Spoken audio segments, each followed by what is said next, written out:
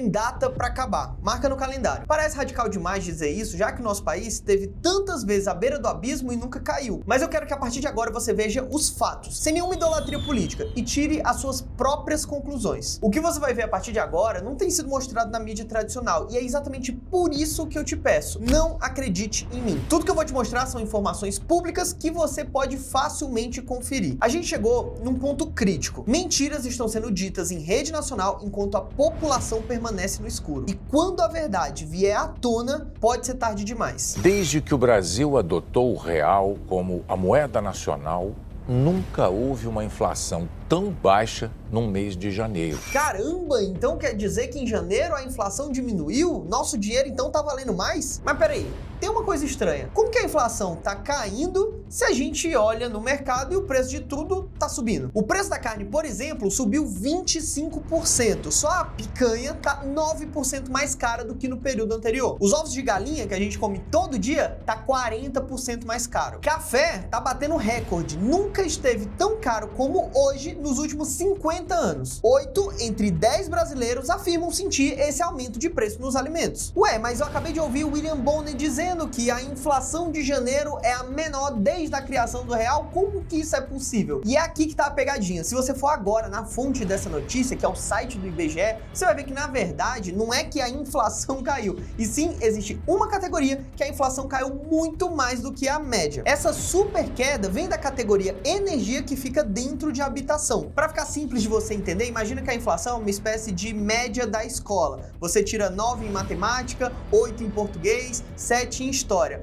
mas tira 0 em educação física. Então a média geral acaba caindo, porque a educação física tá puxando todas as outras para baixo. Foi isso que aconteceu. A conta de luz despencou, puxando a inflação lá para baixo. Mas isso não significa que a economia tá bem. Significa que um único item derrubou toda a média. Beleza, Igão, já entendi que a pegadinha aqui não é o preço de tudo que tá caindo, e sim uma categoria específica que caiu muito e puxou a média toda para baixo, tá certo? Exatamente, só que é aqui que a situação fica muito mais esquisita. No site do governo, eles comemoram bem grande a queda da inflação na manchete, mas de forma bem tímida, mais abaixo, eles explicam o seguinte: essa queda foi decorrente da incorporação do bônus de Itaipu creditado nas faturas emitidas em janeiro. Basicamente, esse bônus de Itaipu foi um dinheiro que estava guardado no caixa da empresa e foi usado para causar um barateamento artificial nas contas de energia de mais de 78 milhões de habitantes. É tipo você ser dono de um bar que tá falindo, e aí você bebe mais do que consegue vender, e além do mais ainda tá devendo dinheiro pros outros. E ninguém te empresta, porque enfim, sabe que você tem pouquíssimas condições de pagar aquele dinheiro. E é aí que você tem uma ideia genial. Basicamente, pega todas as reservas que você tinha guardado financeiras para o caso de uma emergência de saúde na família, compra um monte de cerveja e praticamente dá de graça. Anuncia um desconto de 90%. Não significa que a cerveja tá mais barata, e sim você tá pagando aquela diferença queimando o teu caixa de emergência. No primeiro momento, isso é um sucesso. Todo mundo aparece no teu bar, as pessoas falam: caramba, como ele tá vendendo cerveja barata, esse cara é um ótimo administrador. Isso vai funcionar muito bem até o dinheiro acabar. E aí, para completar, você sai comemorando, gritando pra cidade, botando nos jornais que você tem a cerveja mais barata da cidade. Claro, porque você tá queimando o caixa. Você sacou o que tá acontecendo? Tá sendo vendido pro brasileiro a ideia de que a gente tá resolvendo o nosso problema econômico. Mas o que a gente fez, basicamente, foi uma bela de uma maquiagem fiscal. Sem essa queima de caixa do bônus Itaipu, a projeção para a inflação não teria caído, e sim subido. Mas por que o governo tá tão desesperado, inclusive contando com a imprensa para propagar uma narrativa que não é verdadeira e passar uma visão manipulada da realidade?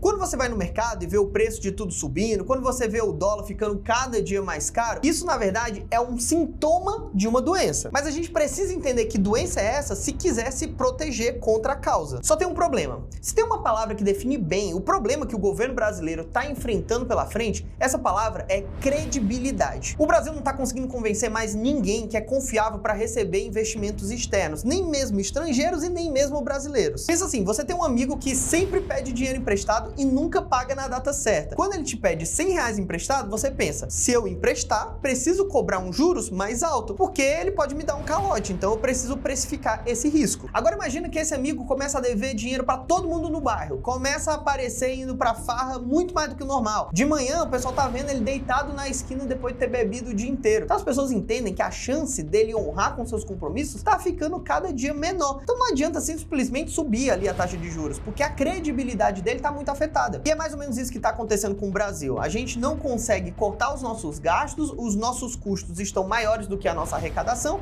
a gente fala que vai resolver esse problema, não consegue resolver, e o mercado, entendendo isso, tem cobrado juros cada vez mais altos. E eu acabei de te mostrar um exemplo de como esses caras tentam manipular a percepção popular utilizando a mídia. Quanto menos confiança no país, menos investimento também. Quanto menos investimento, menos empresas, quanto menos empresas, menos empregos, quanto menos empregos, menos dinheiro circulando na economia, mais pessoas desempregadas, aumento de criminalidade e a população empobrecendo. Só que isso cria uma espiral da morte econômico muito perigoso. Porque se está todo mundo empobrecendo sistematicamente, as pessoas têm cada vez menos condições de pagar impostos, o que diminui a arrecadação do governo. E quando o governo gasta mais do que o que arrecada, que é o que está acontecendo com a gente hoje, ele acaba precisando ter uma forma de honrar suas dívidas. Ou ele vai dar um calote, que vai atrapalhar ainda mais o problema de credibilidade, ou ele vai imprimir dinheiro, que vai gerar inflação, deixando a população mais pobre ainda. Só que uma hora chega num ponto que a inflação já está tão alta e os juros já não está fazendo muito efeito, porque o problema de credibilidade é muito mais profundo, a situação para o país fica extremamente difícil de sair depois. E são exatamente esses casos que a gente vê de outros países quando a população fica pobre numa velocidade assustadora,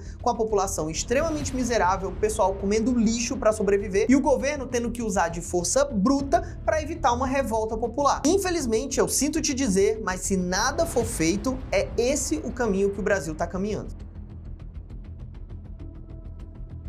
Lá em 2017, o governo Temer foi o criador do tal do teto de gastos, que era basicamente uma medida feita para evitar que um governo gastasse mais do que podia. O limite era um cálculo meio complexo, mas basicamente colocava uma régua dizendo que o governo não poderia gastar mais do que a inflação do ano anterior. E por ser uma política que tentava recuperar a credibilidade do país, ela deveria ser obedecida por um prazo de 20 anos. O problema é que nesse meio tempo aconteceu a pandemia, que, como você sabe, explodiram os gastos do governo para lidar com toda a questão sanitária, auxílio social que estava sendo necessário naquele momento. Só que após a pandemia foi visto que os gastos do período foram extraordinários e iriam bagunçar totalmente o cálculo desse teto de gasto para os anos seguintes. Então isso obrigou o Brasil a criar uma nova regra para comunicar ao mercado que nós não somos loucos de gastar mais do que o que a gente arrecada. Foi ali que em 2022 o governo Lula assumiu e nomeou Fernando Haddad como ministro da nossa economia. E desde então, infelizmente, o nosso presidente demonstra não entender o mercado como um reflexo de oferta e demanda das pessoas, e sim como se fosse um ente engravatado, sentado na Faria Lima, pensando como eu posso prejudicar as pessoas. O mercado fica nervoso à toa.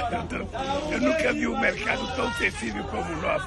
É engraçado que esse mercado não ficou nervoso com 4 anos do Bolsonaro. Mas mesmo assim, se a gente olha para os investimentos que refletem a confiança que as pessoas estão tendo no governo, mesmo assim a gente vê que no primeiro momento houve uma espécie de voto de confiança. Tipo assim, vai lá, controla a inflação direitinho, organiza as contas públicas, pelo menos tentar gastar menos do que ganha. Que tal aquele teto de gastos lá do Temer versão Lulinha? Foi aí que o ministro Fernando Haddad falou: meus amigos, o que vai rolar é muito melhor do que isso. A gente vai fazer o arcabouço fiscal, que é basicamente um nome difícil para representar um plano onde o governo vai mostrar para o mercado que ele não é doido de gastar dinheiro feito doido. E desde então a gente via declarações afirmando que o governo iria zerar o déficit, ou seja, gastar menos do que arrecada, que é um sinal de responsabilidade fiscal, responsabilidade na economia. Você já entendeu isso, né? O problema é que o tempo foi passando e tudo que a gente ouvia falar sobre gastos era o governo Lula aumentando os gastos e os caras desesperados buscando formas de aumentar as receitas. Quem lembra aí da polêmica da taxação das blusinhas da Shopee? Ou então quando anunciaram o monitoramento do Pix a partir de R$5.000, que aí ficaram falando, ninguém vai taxar o Pix. Ah, beleza, tá, entendi. Você vai só monitorar, mas é por quê? É só por curiosidade?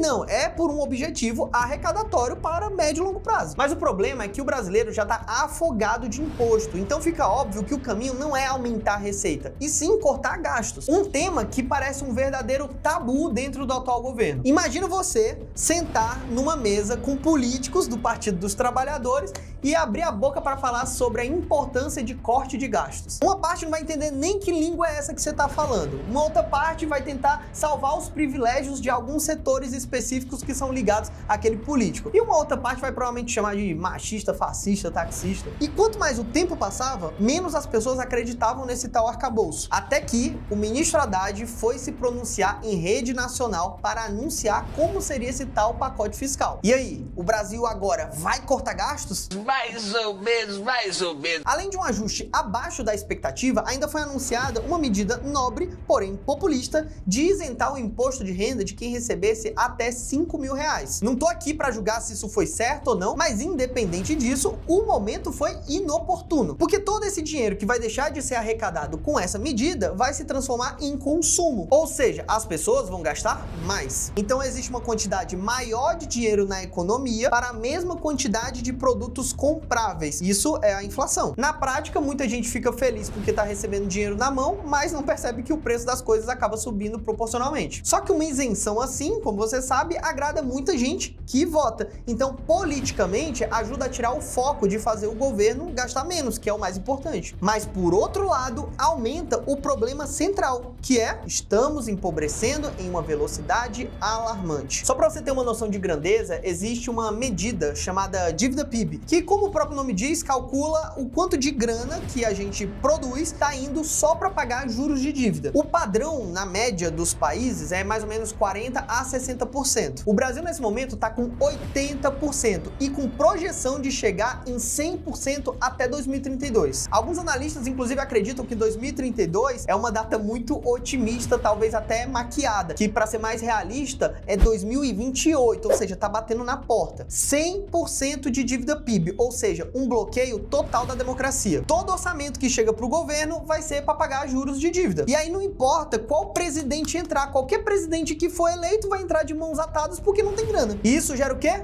Pressão sobre o câmbio. Dólar e moedas estrangeiras ficam mais caras. Isso gera mais pressão sobre os juros, reiniciando todo o ciclo que eu já expliquei aqui, e o dinheiro de todo mundo virando pó. A pobreza se tornando uma espécie de doença que infecta todo mundo, que você passa a ver na rua, em todo lugar. E aí é nesse momento que a gente tem que cruzar o dedo e torcer pro governo não começar a querer confiscar, não querer apelar para medidas extremas por estar numa situação extrema também. Hoje, o Brasil sinaliza pro mundo não ter previsibilidade sobre o seu orçamento. Nesse momento, a ala mais racional do governo está perdendo para a ala mais ideológica, mais militante. Então o mercado passa a nem ter mais expectativa que chegue alguém lá na mesa com vontade e coragem de fazer os ajustes necessários. A nossa vantagem é saber que essa bomba ainda não estourou de fato, por um motivo simples. Muitos brasileiros ainda acreditam no atual governo por uma questão de discurso, de narrativa, e a imprensa ajuda muito nessa missão, inclusive. O presidente ainda conta com a apoio de muita gente por ser um voto de negação contra o antigo presidente ou por outros motivos ideológicos. Mas tem uma coisa que a história nos ensina, é que uma hora a confiança do consumidor vai ceder. É quando você não consegue mais guardar dinheiro porque amanhã vai estar tudo mais caro e ele já vai estar valendo a metade do preço. Não tem ideologia que aceite isso.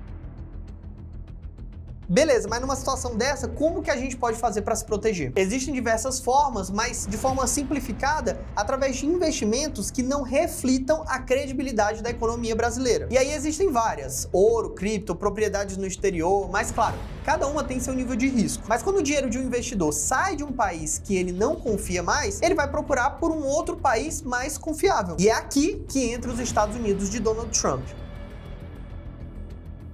Trump não é um cara bonzinho, ele nem de longe está preocupado com os interesses de qualquer outro país que não seja o dele. Fazer a América forte novamente, o tal do Make America Great Again, parece ser o único objetivo do presidente, que está pressionando negociação para todos os lados e saindo vitorioso. No momento que eu gravo esse vídeo, ele já cortou mais de 131 bilhões de dólares através do departamento do Elon Musk, o Dodge. Ele está pressionando a Ucrânia numa negociação que, em última instância, pode dar direitos de exploração de terras terras raras, que podem valer até 500 bilhões de dólares para os cofres americanos. Além de várias das iniciativas megalomaníacas que você deve ver por aí, como tomar a Groenlândia, que também é muito rica em terras raras, ganhar direito de negociação, geralmente ele puxa a régua muito para cima para conseguir uma negociação ali no meio termo, como eu já expliquei em outros vídeos. Tudo isso indica que, para o bem ou para o mal, uma nova América tá nascendo, e aparentemente bem mais forte. Se você quiser um vídeo mais detalhado, mais didático, mostrando como eu tô investindo para tentar ganhar dentro desse cenário, desse novo Estados Unidos que tá nascendo, me fala aqui embaixo nos comentários, ou se eu já tiver feito o vídeo, eu vou deixar o link aqui na descrição também. O Brasil já teve em situações piores do que a que ele tá hoje, mas o que chama a atenção do atual governo é a falta de perspectiva, um gatilho, uma sinalização para o mercado internacional que alguma coisa vai acontecer para melhorar e que aqui é um lugar que vale a pena se investir. Não tem nada disso hoje. Pelo menos uma ilusão que existe uma segurança jurídica, que existe previsibilidade econômica, e isso é, acima de tudo, um movimento político. Se você acredita que nos próximos meses o governo brasileiro vai priorizar cortar gastos, privilégios, ao invés de fazer populismo com o nosso dinheiro, aí você pode ficar tranquilo com o Brasil. Mas se você, assim como eu, é mais cético e não acredita que o Brasil, a essa altura do campeonato, vá buscar fazer reformas muito dolorosas, que são necessárias, já que nem quando elas eram mais simples eles fizeram, é muito importante que você tome alguma decisão com o teu dinheiro agora, enquanto há tempo. Todos os fatos e dados citados nesse vídeo eu vou deixar nas fontes na descrição do vídeo do YouTube. E se você chegou até o fim desse vídeo, que eu sei que não é fácil de entender para a maioria das pessoas, comenta aqui embaixo até o fim para eu saber que você chegou até aqui. Não esqueça que o conhecimento liberta e o preço da liberdade é a eterna vigilância. Se você quiser receber mais vídeos como esse que te ajudam a se manter sempre bem informado do que está acontecendo no mundo, não esquece de se inscrever nesse canal e curtir esse vídeo. Tamo junto e até a próxima.